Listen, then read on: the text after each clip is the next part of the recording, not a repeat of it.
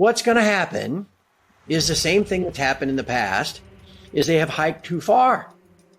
And then you know what they're going to do? Just like when they hiked too fast last year in response to waiting too long, they're going to cut really fast. They're going to be cutting rates in response to this collapsing U.S. economy by later this year and into next. Next year's also an election year, Andy, here in the U.S., presidential election. You know, the beginning part of next year, you're going to get, you know, Elizabeth Warren and Bernie Sanders and all these politicians. What is going on? How come you're keeping rates so high? The economy's in the tank. It, you know, cut. And as soon as that goes, as soon as we're recognized in that period again, that's when gold's going to break out, and that's when silver is going to break out. Craig Hemke, the creator and publisher of the TF Metal Report, a blog and online community about the inevitable end and failure of the great Keynesian experiment, believes gold and silver are right on track for a massive price breakout in 2023. Craig, who is often fondly referred to as Turd Ferguson among the members of the TF Metals community, expects both leading precious metals to begin to see massive price gains later this year when the U.S. Federal Reserve finally begin to see the errors in their way and reverse the economy-breaking policies of the past year. During a recent discussion with famous British commodities trader Andrew Maguire, Craig discusses his outlook on the United States economy and how the ineptitude of the Federal Reserve is wreaking nothing but havoc on the economy. Craig and Andrew, both strong believers in the use of precious metals as the only sure source of wealth preservation, caution U.S. investors and investors everywhere in the world against recency bias, especially when analyzing the strength of the United States economy, the dollar, and the changing geopolitical dynamics in the world. While many people are so falsely lured to believe there's nothing wrong with the system, Craig and Andrew highlight and analyze exactly why it is almost completely broken, no thanks to the Fed's monetary policies. Andrew describes officials of the central bank as self-serving bankers with no actual interest or experience in making sustainable policies for the economy and the benefit of Americans. Craig also reminds us about the many false narratives they put out about inflation in 2021, insisting it was transitory until it was too late to take necessary precautions. As if to make up for their slow reaction and ineptitude then, they are now hiking too hard and too fast without regard for how the economy is actually faring under the bludgeoning effect of their sledgehammer. Whatever the outcome will be, Andrew and Craig believe it will be a win for precious metal investors because when they finally begin to cut rates, gold and silver prices will see massive price gains. During the discussion, Andrew and Craig also discussed the banking sector crisis and the many indications that the next phase will be bigger than anything we've ever witnessed in U.S. history. We will now bring you clips from the discussion between these two precious metals enthusiasts. Ensure you watch the video to the end, subscribe to the channel, and smash the like button for more content like this. Also, ensure you drop your comments and observations in the comments section below.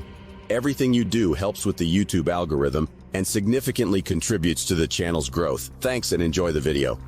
In the U.S., and really globally, but particularly bad in the U.S., people have a real bad recency bias. You know, they've never known a world where the dollar wasn't the reserve currency, where the U.S. wasn't one of at least two, you know, superpowers that could do anything they want.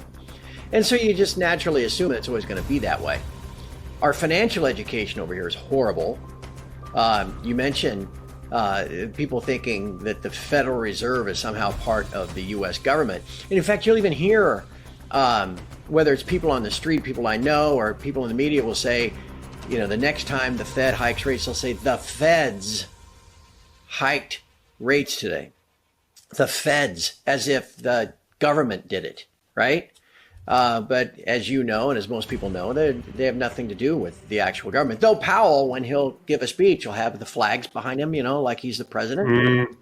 They treat these people as if they are these omnipotent, you know, demigods, when they're no more qualified to do their job than you and I would be. Most of them have never had a job outside of the Fed. Like they parade this goon, this Bullard from the St. Louis Fed, on CNBC and Bloomberg and the like, a couple times a week. 37 years that cat has worked for the Fed. He's never worked anyplace else. And so what these guys do, you know, they have political, you know, nonsense, and they kiss a little ass here and kiss a little ass there and get promoted up the channel, and all of a sudden you end up head of the whatever reserve bank. And all they do is read the research reports. They have an army of economists and statisticians that crank out all these reports based off of certain models where, oh, in the past X number of times we've done this, the economy has responded that way, and the like. And that's where they're in a real jam this time because, yeah, there have been hiking cycles in the past, but never like this. They all fooled around for 2 years after printing $5 trillion in COVID, saying inflation was transitory, when you and I and anybody with, an objective thinking brain knew it wasn't transitory. And then they tried to blame it on, well, the supply chain disruptions. And all. No, it's too many dollars chasing too few goods. It's a traditional definition of inflation. Oh, but don't worry about it. It's going to go away. Don't worry. I mean, even Yellen, all of them played this game. And in doing so, heck, Andy, I mean, it was only 18 months ago that the official statement from the Fed was that they weren't going to be hiking rates until 2023. It was late 2021. No hikes until 2023. Now here they're trying to tell us that there are going to be no cuts. Who believes? Why would anybody believe them? They don't know what they're doing. They're just, like I said earlier, they're kind of making it up as they go. And so they set off, because they get behind the curve with inflation, they set off on this course of hiking at a pace they've never done before. The yield on the U.S. 2-year note's gone from 0% to 5% in 15 months. Credit card interest, highest it's ever been. Mortgage rates have more than doubled. I mean, the ripples across the economy have been profound, but yet they've never done this before, so they don't know what they're doing. After 6 months of this, then we should expect, no, that doesn't apply here.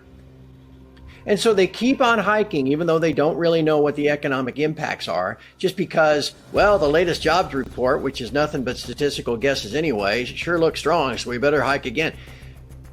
What's going to happen is the same thing that's happened in the past, is they have hiked too far. And then you know what they're going to do? Just like when they hiked too fast last year in response to waiting too long, they're going to cut really fast. Here's also an election year, Andy, here in the U.S., presidential election. You think these political animals, creatures, whatever you want to call them, at the Fed, they like their job. They like their cushy speaking appearances. They like, to be able to retire and go to work for Citadel like all the other Fed goons, make a couple $1 million a year flying around their Gulfstreams and everything else. They don't want to lose their jobs. So by the beginning part of next year, you're going to get, Elizabeth Warren and Bernie Sanders and all these politicians. What is going on? How come you're keeping rates so high? The economy's in the tank. It's, cut. According to Craig's analysis, next year's presidential election will soon have politicians from both sides of the aisle scrambling to get back in the good graces of voters. They are not going to be able to do that if interest rates are still so high. So they will inform their stooges at the Federal Reserve to become as dovish as possible. Craig believes this will be very great for precious metals prices. However, he warns precious metals investors to hold on tight, as the manipulators will do everything in their power to keep prices down so they can continue their unchecked and even encouraged manipulations of precious metals prices.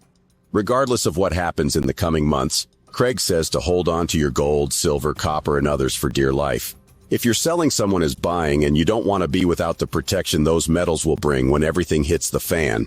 Let's get back to the interview as Craig and Andrew discuss the next phase of the banking sector crisis and the ultimate goal, the introduction of central bank digital currencies. By crikey, one of the things that really gets my attention is the banking crisis that claims to be over. Yeah. And of course, it had nothing to do with the Fed raising interest rates rapidly and not stress testing any of the banks. No, had nothing to do with that. What the hell's happening over there? To me, it doesn't look over. Isn't that funny, Andy? We have had here in the U.S. the second, third, and fourth largest by assets banking failures in history in a 6-week period in March and April. The second, third, and fourth. The only largest one was Countrywide, which is back in whatever that was, the financial crisis of 2008.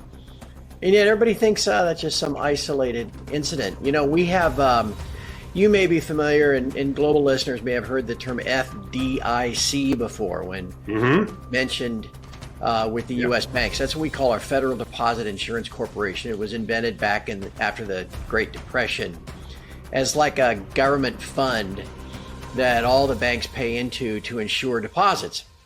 And it's, I mean, woefully undercapitalized. You know, it's like just a little bit of money for like one or two banks if they go under, so that then everybody gets made whole and operations can continue, that kind of thing. Well, whatever. The FDIC puts out a report every quarter on the state of the banks that they watch. And they've got a thing called the problem bank list. That sounds like, that sounds very benign, doesn't it, Andy? These are our problem banks. Anyway, at the end of the fourth quarter, there were 4 banks on that list with a total of $10 billion in assets. At the end of the first quarter, there were 43 with $60 billion in assets. Now, this is primarily brought about by, the change in interest rates, which the Fed is, after all their transitory crap for 2 years, is now hiked rates at a pace they've never done before. So they don't really know what they're doing. They're just kind of flying by the seats of their pants thinking, well, we got to hike rates now. So all these banks are underwater, even with the accounting changes that came out after the great financial crisis. And that's just the kind of the tip of the iceberg. The other thing going on over here, Andy, that I would imagine is global too. Maybe you can address what they discussed in the UK, but commercial real estate is a major looming problem here with vacancies and businesses going out of business, businesses downsizing their office needs, and the primary issuer of credit to mortgage or to credit, or people that are out there trying to develop properties and stuff, are the local banks, the local and the regional banks. They carry something like $3 to $4 trillion worth of commercial mortgage debt. So there are a whole bunch of problems that are either still percolating or are bubbling just below the surface.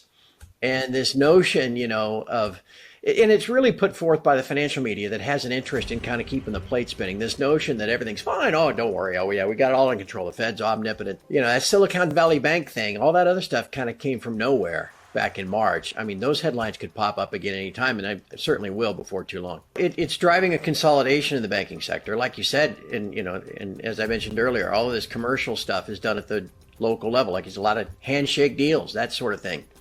And it's driving the consolidation into, again, who bought the most recent round of banks, JP Morgan.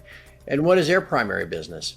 Credit cards and proprietary trading, right?